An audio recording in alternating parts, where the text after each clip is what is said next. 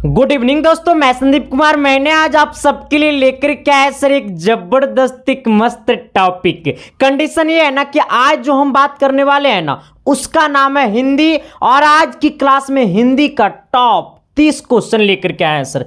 कितना सवाल लेकर के आए हैं? टॉप 30 ऑब्जेक्टिव क्वेश्चन लेकर के आए हैं। और मैं वादा करता हूं कि इस क्लास से कम आपके एग्जाम में 2 से 4 से 5 सवाल पक्का फंसेगा तो फंसेगा सर, क्योंकि ये 30 जो है ना, ये 30 है सर। कितना है ये? 30। ये 30 ऐसे सवाल है जो आपके एग्जाम में सबसे ज्यादा बार पूछा गया है सर। सबसे ज्यादा बार पूछा गया, तो समझ लो कि अब की बार भी मामला फंसने वाला है। कंडीशन ये है कि मैं आपको सवाल से मुलाकात करवाता हूं। इससे पहले चैनल पे जो भी लोग नए हैं तो चैनल को सब्सक्राइब कर देना सर, और बेल आइकन को प्रेस करके दोस्तों को भी शेयर कर देना। और आज की क्लास को करता हूं शुरुआत। इससे पहले कमेंट बॉक्स में सब कोई एक बार जय इंडिया लिख करके कमेंट बॉक्स में कमेंट कर दो सर, ठीक है ना। तो आज की क्लास को करता हूं शुरुआत। पहला सवाल क्या कहता है? कहता है 20 के दांत समाज के किस वर्ग की मानसिकता उजागर करती है? उजागर मतलब बताती है, मानसिकता को बताती है, समाज के किस वर्ग को। तो हमारा 20 का जो दांत है, ये जो 20 की दांत समाज के किस वर्ग की मानसिकता को उजागर करती है? तो ये मध्य वर्ग की मानसिकता को, मतलब ना तो जो अमीर की ओर फैमिली की ओर बिलोंग करता है और ना गरीब की ओर बिलोंग करता है। जो मध्य फैमिली, जो कमाने खाने वाले लोग हैं, ठीक है ना। मध्य फैमिली इन्हें बोला जाता है जिनके परिवार में अगर एक सदस्य बढ़ जाता है तो उनके घर में टेंशन बढ़ जाती है कि अब हमें कैसे कमाना होगा कि उसका भी पेट चलना पड़ेगा, ठीक है। आ जाओ, तो हम लोग को क्या बोला? सवाल क्या बोला? सवाल बोला ना 20 के दांत समाज के किस वर्ग की मानसिकता उजागर करती है? तो ये मध्य वर्ग की मानसिकता क्या करती है? उजागर करती है। चलिए सवाल नंबर 2 की ओर बढ़ते हैं। 2 नंबर सवाल क्या कहता है, थोड़ी सी गौर कर लेना। सवाल नंबर 2 कहता है ना कि 20 के दांत कैसी कहानी है? 20 के दांत जो है वो कैसी कहानी है? तो 20 की दांत जो हमारा कहानी है वो मनोवैज्ञानिक कहानी है। कैसी है? मनोवैज्ञानिक कहानी है। कैसी है? मनोवैज्ञानिक कहानी है, ठीक है। तो 20 की दांत कैसी कहानी है? तो मनोवैज्ञानिक कहानी है। कैसी है? तो मनोवैज्ञानिक कहानी है। तभी तो कहोगे कि जब जब तुझको देखूं तो अरे जी घबराता है। कहता नलिन बिलोचन शर्मा। नलिन बिलोचन जी की मृत्यु कब हुई थी? ये नलिन बिलोचन जी की मृत्यु कब हुई थी? तो नलिन बिलोचन जी की जो मृत्यु हुई थी वो आपको 12 सितंबर 1961 में हुआ था, ठीक है। अब देखिए कंडीशन ये यहां पे फंस जाता है ना कि अगर मैं आपको सिर्फ और सिर्फ बता करके चले जाते कि नलिन बिलोचन जी की मृत्यु जो हुआ था वो 1961 में हुआ था, लेकिन कभी कभी आपका सवाल क्या करता है, पूछ देता है कि नलिन बिलोचन जी शर्मा जी की मृत्यु कब हुई थी। सभी ऑप्शन में रहेगा 1919, 1961, 1961, लेकिन कंडीशन क्या रहेगा कि किसी में 12 सितंबर रहेगा, किसी में 15 दिसंबर रहेगा, किसी में 31 जनवरी रहेगा। बहुत सारे कंडीशन बन जाता है, ठीक है। तो नलिन बिलोचन शर्मा जी की जो मृत्यु हुई थी वो आपको 12 सितंबर 1961 में हुआ था। 12 सितंबर 1961 में हुआ था। चलिए अगला सवाल की ओर हम लोग बढ़ते हैं। अगला सवाल क्या कहता है, थोड़ी सी गौर कर लेना। सवाल नंबर 4, सेन साहेब खोखा को क्या बनाना चाहते थे? सेन साहेब ये खोखा को क्या बनाना चाहते थे? तो सेन साहेब खोखा को इंजीनियर बनाना चाहते थे, लेकिन खोखा तो खोखेर आ गया है ना। सेन साहेब खोखा को क्या बनाना चाहते थे? तो इंजीनियर बनाना चाहते थे, ठीक है सर। आइए सवाल नंबर हम लोग 5 की ओर बढ़ते हैं। 5 नंबर सवाल क्या कहता है, थोड़ी सी गौर कर लेना। कहता है मोटर कार को किससे खतरा हो सकता था? ये मोटर कार को किससे खतरा हो सकता था? ये मोटर कार को किससे खतरा हो सकता था? कमेंट बॉक्स में थोड़ा सा कमेंट कर दो, कमेंट बॉक्स में कमेंट कर दो। और चैनल पे जो भी लोग नए हैं तो चैनल को सब्सक्राइब कर देना और बेल आइकन को प्रेस करके दोस्तों से शेयर कर देना। आ जाओ, हमको पूछा मोटर कार को किससे खतरा हो सकता था? तो मोटर कार को खोखा से खतरा हो सकता था। किससे? तो ये खोखा से। किससे? तो खोखा से, ठीक है। तो मोटर कार को किससे खतरा हो सकता था? तो खोखा से। किससे? तो खोखा से। किससे? तो खोखा से। किससे? तो खोखा से। चलिए अगला सवाल, सवाल नंबर 6 की ओर हम लोग बढ़ते हैं। देखो मैंने आपको जो सवाल अभी जस्ट बोला था सेम यही सवाल आ गया कि नलिन बिलोचन शर्मा की मृत्यु कब हुई? 14 सितंबर 1961, 12 सितंबर 1961, 14 सितंबर 1961, 16 सितंबर 1961, 18 सितंबर 1961। अगर आप सिर्फ और सिर्फ 1961 अगर रट लीजिएगा तो ये वाला कौन बताएगा? हमारा गर्लफ्रेंड। कौन बताएगा? आप ही को बताना पड़ेगा सर। एग्जाम सेंटर पे आप ही को एग्जाम देना होगा और पढ़ना भी आप ही को होगा। सिर्फ मेरा दायित्व तो बनता है कि आपको सच्चे दिल से पढ़ाना है, क्योंकि एजुकेशन जो है वो बिजनेस हब हो चुका है। इसको फिर कन्वर्ट करना है एजुकेशन को एजुकेशन में। ठीक है, आ जाओ। तो हमसे पूछा नलिन बिलोचन शर्मा की मृत्यु। जब पूछेगा नलिन बिलोचन शर्मा की मृत्यु तो 12 सितंबर 1961 मारेंगे। क्या मारेंगे? 12 सितंबर 1961। चलिए सवाल नंबर हम लोग 7 की तरफ बढ़ते हैं। 7 नंबर सवाल क्या कहता है, थोड़ी सी गौर कर लीजिएगा।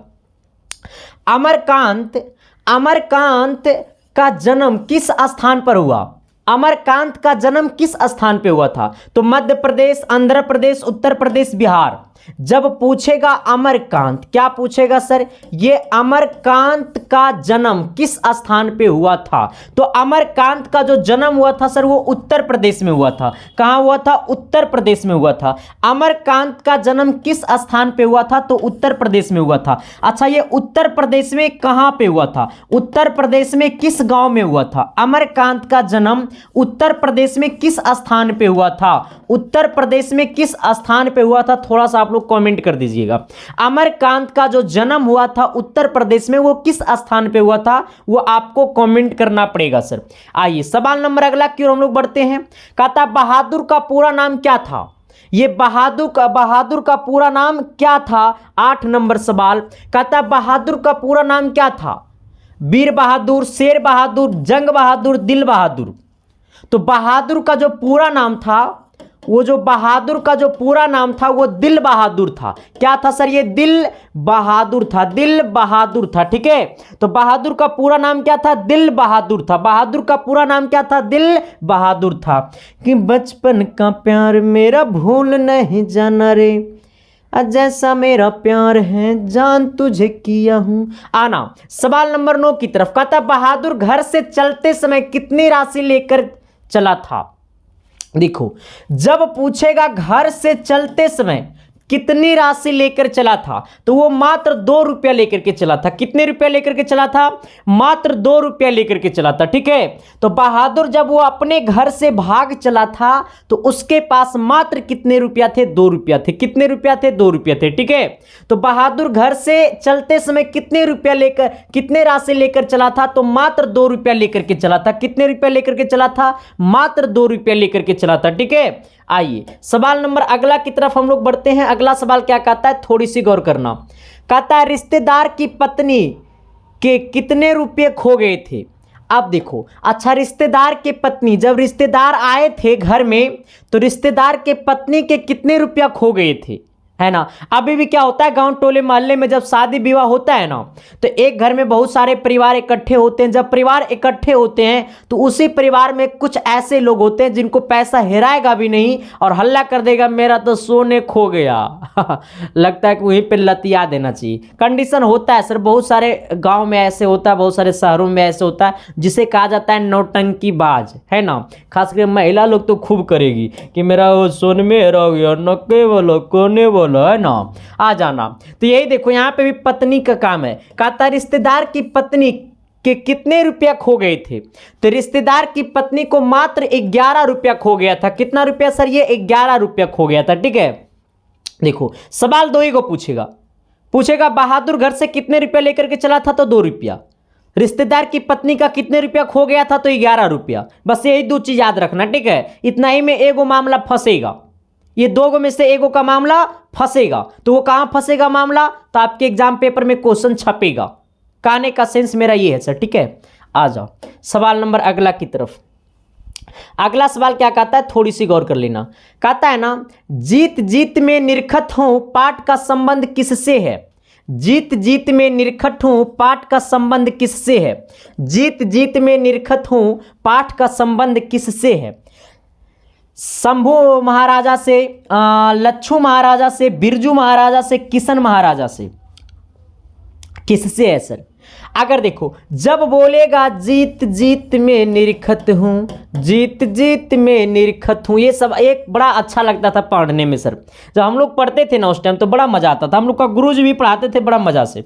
वो लगता था ना कि हम लोग हिंदी पढ़ने जाते ही नहीं, हम लोग लगता था ना कि हम लोग कहानी पढ़ने जाते हैं, मतलब गाना सुनने जाते हैं। बड़ा मज़ेदार पढ़ाते थे सर। आँख से आंसू आ जाता था। एक वो ऐसा ऐसा कहानी है, सीता वाला, मंगमम्मा वाला, रंगरप्पा वाला, ये सब ऐसा ऐसा कहानियाँ ना, बड़ा मजा आता था पढ़ने में। शायद वही सब कहानी अभी तक मुझे याद है। पता है, मैं हिंदी कभी दोबारा पढ़ता नहीं हूँ क्योंकि मैं मैथ और साइंस का टीचर हूँ। ये तो मजबूरी में मुझे पढ़ाना पड़ता है सर, क्योंकि मेरे पास अभी टीचर की अवेलेबल नहीं है उस लायक में, जिस लायक में मैं टीचर खोज रहा हूँ, इसलिए मैं आपको पढ़ाना चाहता हूँ। मैं पढ़ा देता हूँ सर, ऐसा मुझे पढ़ाने का कोई शौक नहीं है, बस आपका मतलब मंजिल को देखते हुए मैं पढ़ाता हूँ सर, ठीक है। लेकिन हाँ, जो भी पढ़ाऊँगा तो इतना समझ लेना कि कंटेंट फुल दूंगा। किसी से अगर ज़्यादा नहीं पढ़ाऊंगा तो किसी से कम भी नहीं पढ़ाऊंगा, ठीक है। क्योंकि जिस चीज़ पे मेहनत कीजिएगा ना सर, तो वो दुनिया का हर चीज़ आपका होगा। बचपन से पैदा होकर के कोई नहीं सीखता है सर, उसके ऊपर मेहनत कीजिएगा तभी सीखिएगा, ठीक है। आइएगा, हमसे क्या पूछा? जीत जीत में निरखत हूँ, पाठ का संबंध किससे है? तो बिरजू महाराजा से। किससे? बिरजू महाराजा से। किससे? बिरजू महाराजा से, ठीक है। आइएगा, अगला सवाल क्या कहता है, थोड़ी सी गौर करिएगा। कहता है जीत जीत में निरखत हूं किस विधि का रचना है?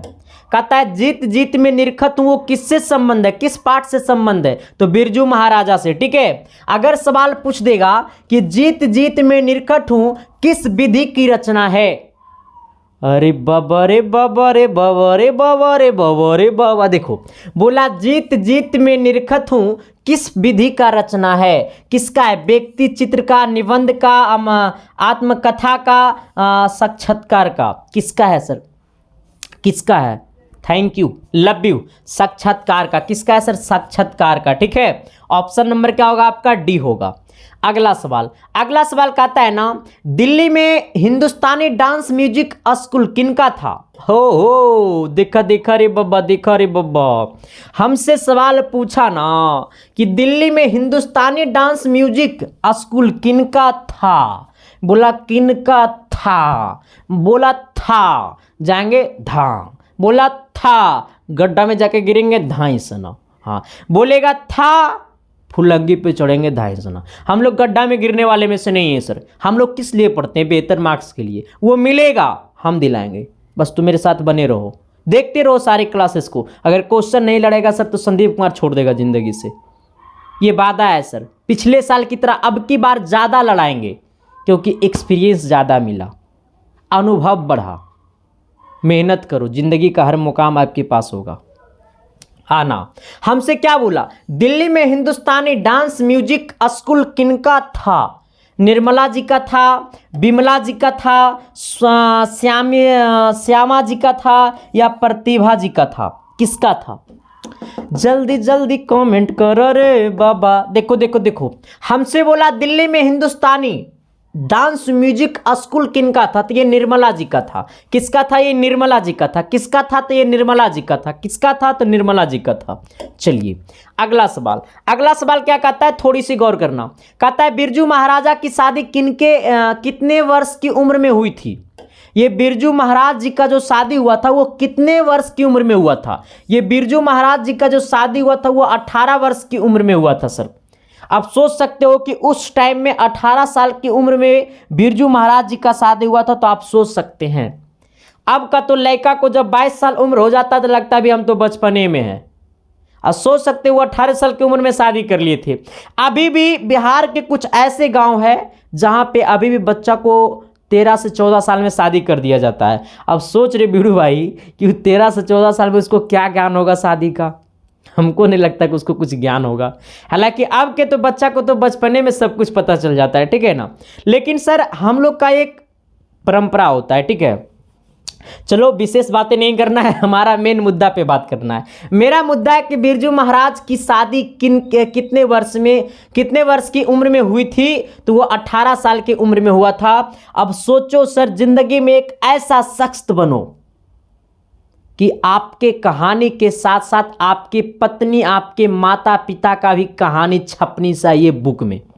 अब सोचो, दुनिया तो सिर्फ बिरजू महाराज के बारे में जाना, बिरजू महाराज जी ने कुछ अच्छा कर्म किया, कुछ अच्छा देश के लिए हित में कुछ अच्छा काम किया, उनका पत्नी तो नहीं किया था, उनकी माता जी तो नहीं किया था, लेकिन बुक में उनकी माता जी की कहानी, उनकी पत्नी की कहानी, उनके गांव की कहानी, हर चीज छपा।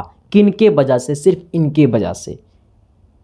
तो अगर समाज में, गांव में, घर में, परिवार में अगर एक भी इंसान अगर अच्छा कर जाता है ना, तो पूरे परिवार की छवि जो होता है सर एक अलग लेवल में चला जाता है। तो आप सोच सकते हैं इस बात से, समझिए, सोचिए और आज संकल्प लीजिए कि आपको भी जिंदगी में कुछ अच्छा करना है।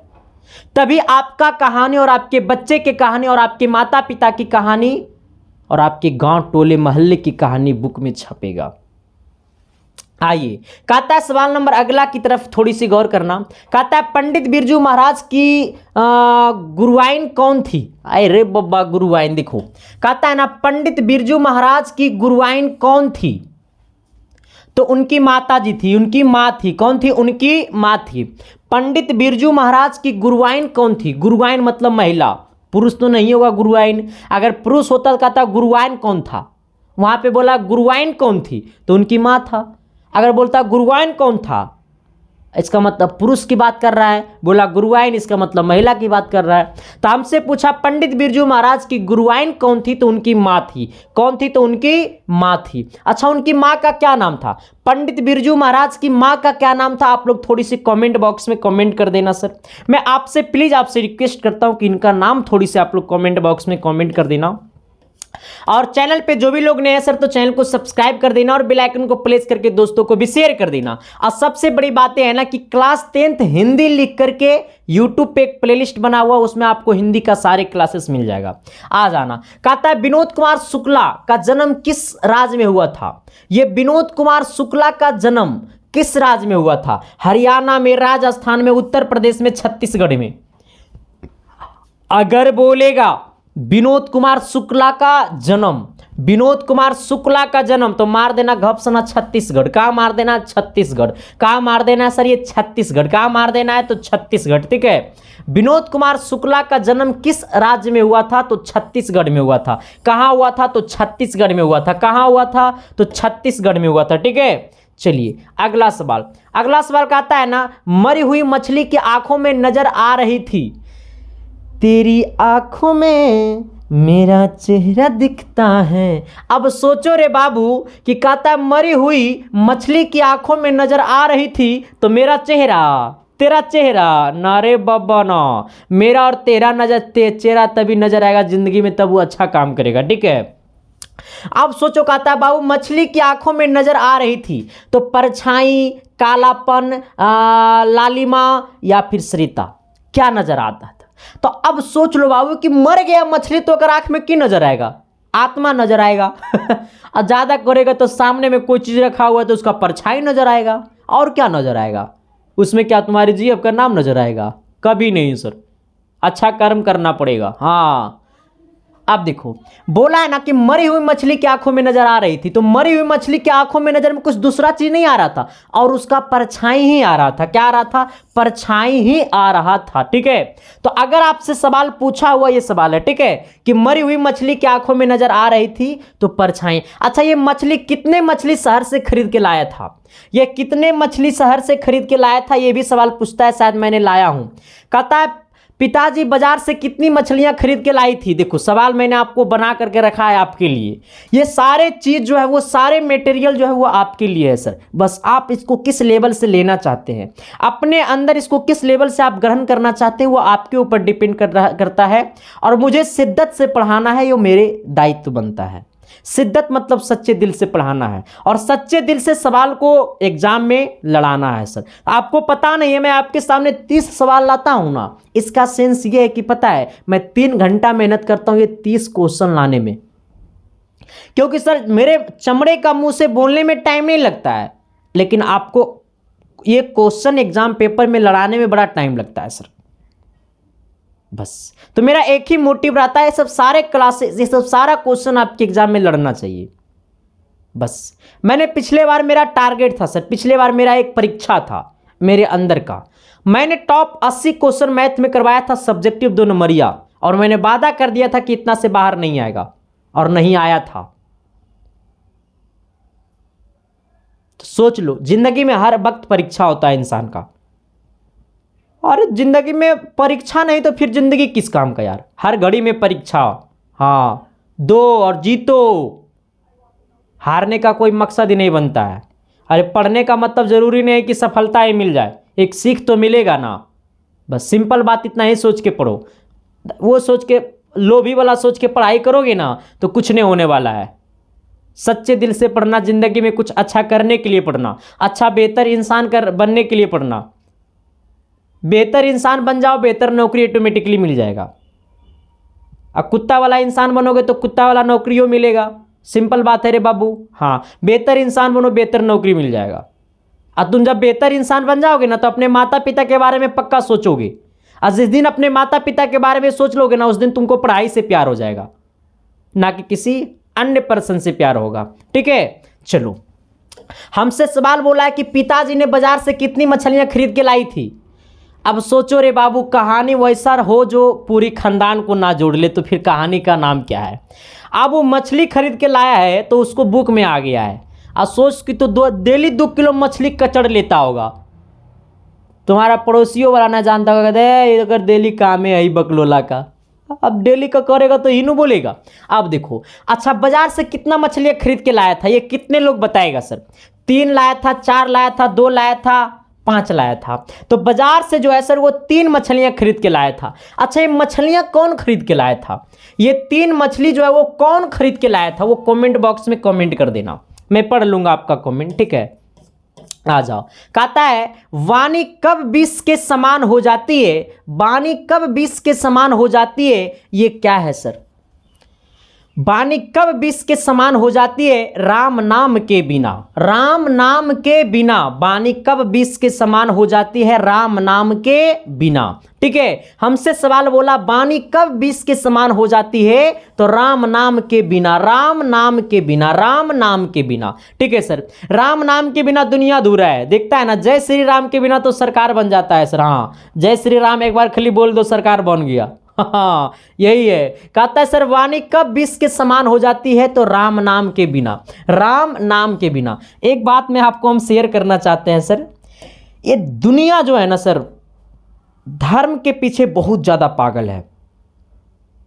ये दुनिया धर्म के पीछे ही पागल है, ना कि इंसान के पीछे पागल है। नहीं सर, मैंने अपने आंखों से देखा, मैंने समझा इस चीज को, मैंने फील किया। एक बार की बात है, हम जा रहे थे बोलबम, इस बार हम बोलबम जा रहे थे। मेरे साथ, मेरे ग्रुप में लगभग 5-7 गो थे, इसमें 2-3 गो टीचर ही थे और बाकी 1-2 गो और दोस्त था मेरा। बोलबम जा रहे थे ना, तो हम सुल्तानगंज जब जा रहे थे ना, तो ट्रेन पे एक यूपी का बम आए थे, मतलब बोलबम भी जा रहे थे। और जब बोगी में वो भी बैठे सीट पे, हम भी सीटें पे बैठे। और ट्रेन में सबसे बड़ा मुद्दा क्या होता है, इलेक्शन, पार्टी पॉलिटिक्स। अब वो इंसान ना बड़ा बढ़िया बात बोल रहे थे, हम लोग सुन रहे थे। हम इस सब पार्टी पॉलिटिक्स में थोड़ा सा बहुत कम रहते हैं सर, क्योंकि पार्टी पॉलिटिक्स मुझे लगता है ना कि दुनिया का सबसे घटिया चीज़ है पार्टी पॉलिटिक्स। जो अपनी माँ बाप का नहीं होता वो दुनिया को क्या होगा सर। हाँ, फिर मतलब हमको लगता है कि फालतू की चीज़ों पे बहस करने से क्या फ़ायदा है।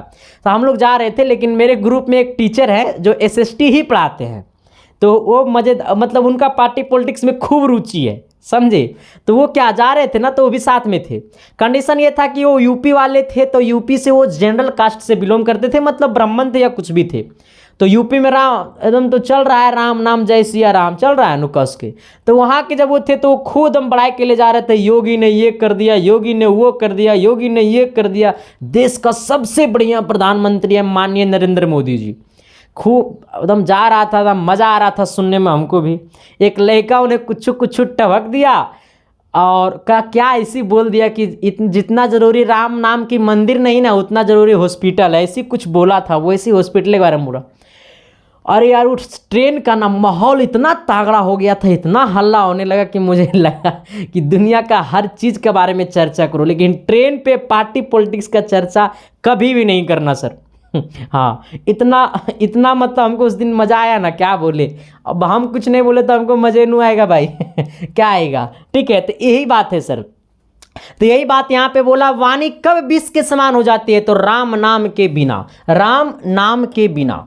अब देखो सर एक चीज मैं आपको बताना चाहता हूं, जाति जो होता है ना सर वो इंसानों में नहीं होता है, जाति जानवरों में होता है। आप इस चीज को फील कीजिएगा। अगर विश्वास नहीं है ना तो आप पता कर लीजिए या फिर आप ग्रंथों में जाके पढ़िए। जाति इंसानों में नहीं होता है, जाति जो होता है सर वो जानवरों में होता है। अगर विश्वास नहीं तो एक बात मैं आपको एग्जांपल देता हूं आपके सामने। ये तालाब है, ये तालाब में मतलब कोई यहाँ पे बकरी है। अब सोच लो सर, नहीं तालाब में पहले इंसान है। ये मान लो कि ये यादव जी है, ठीक है। अब मान लो कि ये पासवान जी है, ठीक है। मान लो कि ये सिन्हा जी है, ठीक है। मान लो कि ये ब्राह्मण जी है। अब सोचो सर, ये तीनों चारों तो इंसाने हैं। ये चारों ये पानी भरा पानी से निकला और सबका पैर यहाँ पे छप जाएगा। जब बाहर निकलेगा तो पैर छप जाएगा, चारों इंसान का पैर छप जाएगा। अब सोचो, ये पैर छप जाएगा चारों इंसान का, वो चारों आगे बढ़ जाएगा और कोई अननोन पर्सन, कोई तीसरा पर्सन आएगा और उससे पूछना कि ये जो पैर का निशानी है वो किस जाति का है। कभी नहीं पहचानेगा सर, कभी नहीं पहचानेगा। ये बता सकते हो कि पासवान जी का है, यादव जी का, ब्राह्मण जी का, सिन्हा जी का है? नहीं बता पाओगे। लेकिन हाँ, जानवरों में आप बता दोगे सर। अगर एक तालाब है, यहाँ पे बकरी है, ये वाला घोड़ा है, ये वाला कुत्ता है, ये वाला भैंस है, ये वाला बैल है, तो सबका जो पैर का जो खूढ़ी होता है ना सर वो अलग अलग होता है। अगर तालाब से निकलेगा ना बाहर तो यहाँ पर पैर का निशानी, अगर बकरी का पैर का निशानी रहेगा तो जरी को रहेगा, हाथी का रहेगा तो बड़का को रहेगा, भैंस का रहेगा तो इससे छोटा थोड़ा सा रहेगा, बैल का रहेगा तो ऐसे रहेगा। तुम बता देगा कि ये बकरी का खूढ़ी है, ये हाथी का खूढ़ी है, ये भैंस का खूढ़ी है। तो इंसान में जातीयता नहीं होता है, जानवरों में जातीयता होता है सर। चलो इस पे ज्यादा बहस नहीं करना है। अगला सवाल हमको क्या बोला, गुरु नानक का कथा किस कवि के कथन से मिलती है? अच्छा, गुरु नानक का जो कथन है वो किस कवि के कथन से मिलती है? रविदास से, कालिदास से, सूरदास से, कबीरदास से? किससे मिलती है? कमेंट बॉक्स में कमेंट कर देना। देखो, ये बोला गुरु नानक, क्या बोला है सर? ये गुरु नानक का कथन किस कवि के कथन से मिलती है? तो कबीरदास की। किससे? कबीरदास से, ठीक है। किस कवि के कथन से मिलती है? तो कबीरदास से। गुरु नानक का कथन किस कवि के कथन से मिलती है? तो कबीरदास से। किससे? कबीरदास से। किससे? कबीरदास से। चलिए अगला सवाल की तरफ हम लोग बढ़ते हैं। अगला सवाल क्या कहता है, थोड़ी सी गौर करना। कहता है ना, रसखान ने प्रेम आईना किसे कहा? अच्छा, रस खान ने प्रेम आईना किसे कहा? कृष्णा को, सरस्वती को, राधा को, यशोदा को? किसको कहा? किसे कहा? ये जो रस खान जी जो थे, वो रस खान ने प्रेम आईना मतलब दर्पण, मिरर, जिसमें हम लोग फेस को देखते हैं, अपने चेहरा को देखते हैं, तो वही बोला कि रस खान ने प्रेम आईना किसे कहा? कृष्णा को कहा। किसे कहा? कृष्णा को कहा, सरस्वती को कहा, राधा को कहा, यशोदा को कहा। किसको कहा? तो प्रेम का जो आईना है ना सर वो आपको राधा को कहा। किसको कहा? राधा को कहा। किसको कहा? राधा को कहा, ठीक है। तो प्रेम का आईना किसे कहा? तो राधा को कहा। किसे कहा? तो राधा को कहा। कहता है ना, आजकल भारत के लोगों किस भाषा में बोलना पसंद करते हैं? Hi bye, hi bye. हाँ, मार्केट जाओ ना, जिसको इंग्लिशो नहीं आता ना, टोटल फुटल भी इंग्लिश आएगा ना तो वो बोल देगा बाय बाय, बाय बाय, टाय टाय। इंग्लिश का काखा भी पता नहीं है, उससे ये पूछ देना कि तुम कौन सा इंग्लिश पढ़ते हो, ब्रिटिश इंग्लिश पढ़ते हो या मतलब कौन इंग्लिश पढ़ते हो, तो वो बता नहीं पाएगा। हाँ, ब्रिटिश या अमेरिकन इंग्लिश पढ़ते हो वो बता नहीं पाएगा। भारत के लोग पता है कौन सा इंग्लिश पढ़ता है, ब्रिटिश पढ़ता है या अमेरिकन इंग्लिश पढ़ता है, ये भी पता नहीं होगा। लेकिन हाय बाय करने मतलब एक नंबर में रहेगा। यही कहा जाता है सर कि आजकल भारत के लोगों किस भाषा में बोलना पसंद करते हैं। तो अगर अंग्रेजी भाषा में बोलेगा तो कहेगा पर्सनालिटी बन जाता है। हाँ, पता है, वो कहेगा नहीं अंग्रेजी क्या बोल रहा है रे, तो पर्सनालिटी बन जाएगा। पर्सनालिटी अंग्रेजी बोलने से नहीं होता है सर, पर्सनालिटी संस्कारों से मिलता है सर, ठीक है। पर्सनालिटी अंग्रेजी बोलने से थोड़ा को मिल जाता है। आपको अगर ऐसा लगता है तो आपका सोच गलत है, ठीक है। मैं खुद जाकर के 1 महीना का स्पोकन क्लास आएगा, मैं सीख लूंगा, खूबे सीख लूंगा, तो क्या उसको सीखने से हमारा पर्सनालिटी बन जाएगा? नहीं रे बाबा, अंग्रेजी बोलने से पर्सनालिटी नहीं बनता है सर। उस चीज़ में ढलना पड़ता है, उस लेवल में बनना पड़ता है सर। हाँ, समझ गया ना? समझ गया होगा तू विशेष। अगर मैं आपको बताता हूँ मार्केट में सर, अगर एक मतलब ठेला वाला अगर फुल्ली इंग्लिश बोल रहा है ना तो बेचारा वायरल हो जाएगा। कि वो ठेला वाला रहा तो कि वो फुल्ली इंग्लिश बोल रहा है, लेकिन अगर कोई बुजुर्ग इंसान अगर फुल्ली एकदम संस्कृत बोल रहा है तो उसको इतना इज्जत नहीं है, क्योंकि आज जो भारतीय लोग हैं ना वो इंग्लिश की ओर कन्वर्ट होता जा रहा है। बस यही बात है। तो यही बोला है सर कि आजकल भारत के लोगों किस भाषा में बोलना पसंद करते हैं, तो अंग्रेजी में। बाकी आप लोग अपना विचार प्रकट कीजिएगा कि आप लोग अपने अपने बातों कैसे करते हैं, उनसे जब आप लोग बात करते हैं तो किस भाषा में बात करते हैं। तुम लोग तो इंग्लिशियम करता होगा, लेकिन हाँ बस इतना ही बार इंग्लिश करता होगा, हाय वेयर डू यू लिव, बस इतनी करता होगा, वेयर डू यू लिव, बस उन्हें से बोल देगा I live in from Patna, जहाँ बोलने का होगा बोल देगा। और तुम ज़्यादा से ज़्यादा जाओगे तो कहोगे हाउ आर यू, इसके बाद कहोगे कि खाना खाया, इतना पे तो आइए जाओगे, एकदम चमक के इतना पे आ जाओगे ना। तो यही कंडीशन होता है सर। इंग्लिश भारत के हर इंसान 4 वर्ड इंग्लिश बोल लेता है, समझ गया ना। आ जाओ, सवाल क्या कहता है, प्रेम घन जी किस राज्य के निवासी थे। ये प्रेम घन जी जो थे वो किस राज्य के निवासी थे, बिहार के, मध्य प्रदेश के, उत्तर प्रदेश के, राजस्थान से। प्रेम घन जी किस राज्य के निवासी थे, थोड़ा सा कमेंट बॉक्स में कमेंट कर दो सर। तो प्रेम घन जी जो थे वो उत्तर प्रदेश से थे। कहां से, उत्तर प्रदेश से। कहां से, उत्तर प्रदेश से। कहां से, उत्तर प्रदेश से। चलिए अगला सवाल बोला है कि कभी प्रेम घन को भारत में क्या दिखाई नहीं देता है। कभी प्रेम घन को भारत में क्या नहीं दिखाई देता है, हे भारतीयता नहीं सर, हाँ भारतीयता नहीं दिखाई देता। प्रेम घन जी को, कभी प्रेम घन को भारत में क्या दिखाई नहीं देता है, तो भारतीयता दिखाई नहीं देता है। इसलिए भारतीयता दिखाई नहीं देता है क्योंकि आज भारत के लोग जो है सर, भारत का मतलब होता है गांव। भारत जो होता है सर वो गांवों से भारत का नाम होता है, ठीक है ना। क्योंकि हमारा भारत जो देश है वो कृषि प्रधान देश है। हमारा भारत जो है वो जवानों और किसानों का देश है, ठीक है ना। बस हमारा भारत देश 2 ही चीज़ों से प्रसिद्ध है, किसानों और जवानों का देश है। क्योंकि हम लोग का नारा भी होता है जय जवान जय किसान। ये नहीं होता है कि जय बिजनेसमैन, जय नौकरी वाला, जय फलना वाला, जय चिलना वाला, जय नेता, जय फेता, ये सब नहीं होता है सर। हम लोग का बस एक ही नारा लगता है, जय जवान जय किसान। मतलब अगर देश चल रहा है तो जवानों पे देश चल रहा है, और देश चल रहा है तो किसानों पे देश चल रहा है सर, ठीक है। और हम लोग का भारत माता जो होता है सर वो गाँव में बसता है। ये आप लोग का हिंदी में पढ़ने का भी है कि भारत माता कहाँ बसते हैं, तो भारत माता गाँव में बसते हैं। कहाँ बसते हैं, गाँव में बसते हैं, ठीक है। अगला सवाल, अगला कहता है प्रेम घन ने किस समाज की रचना की। प्रेम घन ने किस समाज की रचना की, धनी समाज की, कलवत समाज की, रसिया समाज की, या भक्त समाज की। तो प्रेम घन जी ने जो है वो अपना रसिया समाज की स्थापना किया। किसका रचना किया, तो प्रेम घन ने किस समाज की रचना की, तो रसिया समाज की रचना की, ठीक है।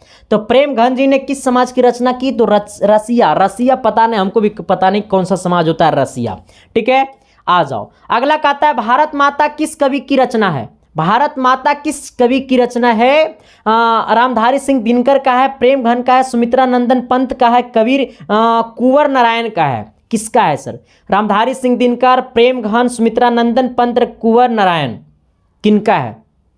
कमेंट बॉक्स में कमेंट कर दो sir. Sumitra Nandan Pant, thank you, love you sir. हाँ तो क्या है सर हमारा भारत माता किस कवि की रचना है, तो सुमित्रा नंदन पंत का है, ठीक है सर, सुमित्रा नंदन पंत का है। चलिए अगला सवाल कहता है ना सुमित्रा नंदन, ए भाई ये क्या हो गया, सुमित्रा नंदन पंत की माता का नाम क्या है। ये सुमित्रा नंदन पंत की माता का नाम क्या है, सरस्वती देवी। क्या नाम है, सरस्वती देवी। क्या नाम है, सरस्वती देवी, ठीक है। सुमित्रा नंदन पंत की माता का क्या नाम है, सरस्वती देवी। क्या है सर, सरस्वती देवी, ठीक है। तो thank you sir, love you. आज की क्लास के लिए मैंने आपका 30 क्वेश्चन कर दिया कंप्लीट। और एक बात और बता देना चाहता हूं आप सभी को कि जो भी लोग अभी तक टेलीग्राम को ज्वाइन नहीं किया ना, तो वीडियो के डिस्क्रिप्शन में टेलीग्राम का लिंक होगा, या फिर आप टेलीग्राम पे जाकर के सर्च कर सकते हैं @संदीप7295 @संदीप7295 मेरा टेलीग्राम चैनल खुल जाएगा, उसे ज्वाइन कर लेना। ज्वाइन करने का सबसे बड़ी बात है सर, आपको वहां पे PDF मिल जाएगा, वो PDF मिल जाएगा जो मैंने अभी पढ़ाया। और सबसे बड़ी बात तो यह सर कि आपके एग्जाम के 30 मिनट पहले जिस प्रकार से 2022 में मैंने भेजा उसी प्रकार से अब की बार भी भेजेंगे सर। हाँ अब पता नहीं क्या भेजेंगे, हम अपना जीएफ का तो फोटो नहीं भेजेंगे, कुछ अच्छे चीज़ भेजेंगे एग्जाम के 30 मिनट पहले। बाकी इस पर चर्चा नहीं करूंगा सर। और आज तक का क्लास इतना ही रहेगा। मैंने आपके सामने 30 क्वेश्चन लाया। क्लास कैसा लगा कमेंट बॉक्स में जरूर करना। तो आपका क्लास बहुत सारी क्लासेस चल रहा है सर। मैथ में टॉप 90 क्वेश्चन करा रहा हूं, सब्जेक्टिव में 2 नंबरिया, उतना से बाहर नहीं आएगा। साइंस में 400 ऑब्जेक्टिव करा रहा हूं, उतना से बाहर नहीं आएगा। 5 नंबरिया आपको मैथ में 40 से 50 क्वेश्चन कराऊंगा, उतना से बाहर नहीं आएगा। सारे सिलेबस आपकी मुट्ठी में मैं डाल दूंगा सर, बस आप मुट्ठी को ऐसे रखिए। आपका सिलेबस इतना है, उसे मैं मुट्ठी में हटा दूंगा और यही मुट्ठी को अपने दिमाग में हटा लेना, सीधे एग्जाम पेपर में आएगा सर। बस इतना ही मैं आपसे बोलना चाहता हूं। Thank you, love you. Class कैसा लगा सर कमेंट बॉक्स में जरूर करना। फिर मिलते हैं आप सबके बीच अगली क्लास में, तब तक के लिए बाय।